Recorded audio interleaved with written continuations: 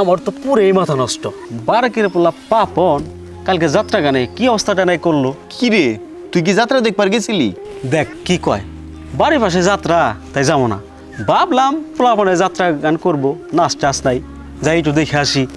আল্লাহ, তাজা দেখলাম মাথায় নষ্ট। কি হয়েছে ক? আমাকে মেম্বার তো কইলো যাত্রা দেখ পারাইছি না ড্যান্সই দেখ পারাইছি। আমি শুনলাম পুরা পোলাপান হলে কি হইব, যে নাচ ড্যান্স দিছে পুরাই অসামাজিক, বড় মানুষ ফেল। বুঝলাম না কি কইলি।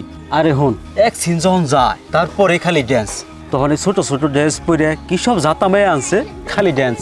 তাই এইটা তো তাইলে খুবই মারাত্মক অবস্থা। আচ্ছা, ওর বাপ মা কেউ আসিল না ওইনে? দেখ কি কয়, পাপনের বাপে কি কয় জানোস, আমার পোলা যে অভিনয় করছে আমি তো ধন্য হয়ে গেলাম।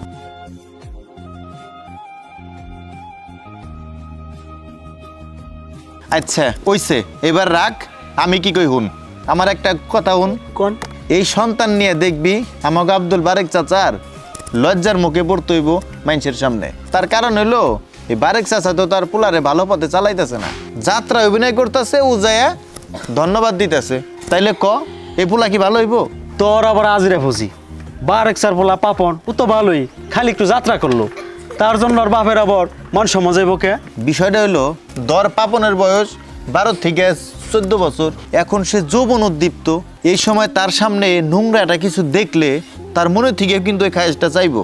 আর সেখানে ও নিজে শর্ট ড্রেস পিন দেয় মেঘ হাতে তাগো দৈরা দৈরা অভিনয় করছে, তার হৃদয়ে কি একটা জল্লুর সৃষ্টি হয়েছে না?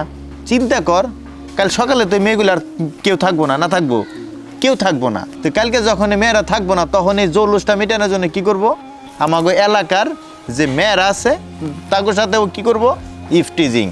ভাবছাস একবার বিষয়টা? তো এখন যদি ওই ইফটিজিং বা আকাম কোকাম এইসব নিয়ে থাকে, তাইলে কি ওর বাপ মায়ের মান সম্মান থাকলো? লজ্জা পাইব না মানুষের সামনে?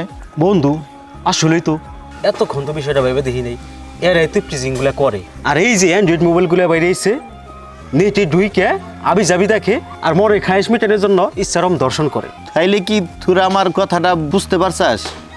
আমি তো কি বুঝাইতে চাইছি? হ, বুঝতে পারছি।